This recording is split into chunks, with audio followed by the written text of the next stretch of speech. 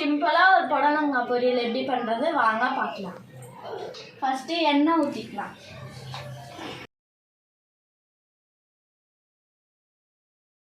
கடுகு போட்டுக்கலாம்.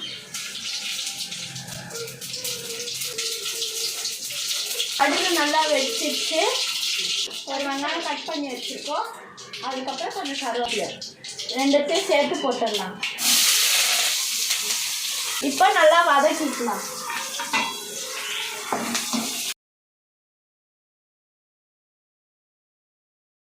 இப்போ வெங்காயம் நல்லா வதங்கிட்டு புடலங்காய் போட்டுடலாம்.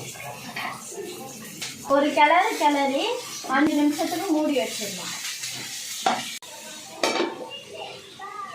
5 நிமிஷம் ஆயிடுச்சு, ஓப்பன் பண்ணிக்கலாம். தேவையான அளவுக்கு உப்பு, தேவையான அளவுக்கு மிளகாத்தூள் நல்லா மிக்ஸ் பண்ணிட்டோம். சிம்மில் வச்சுக்கலாம். லைட்டாக நம்ம தண்ணி தெளிச்சிக்கலாம்.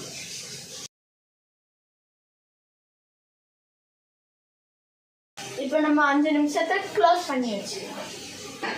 5 நிமிஷம் கழிச்சு ஓப்பன் பண்ணலாம். நடுவில் ஓப்பன் பண்ணி இந்த மாதிரி கிளறி விட்டுக்கிட்டே இருக்கணும். சூப்பராக புடலங்காய் பொரியல் ரெடி ஆயிடுச்சு. இப்போ ஆஃப் பண்ணிக்கலாம்.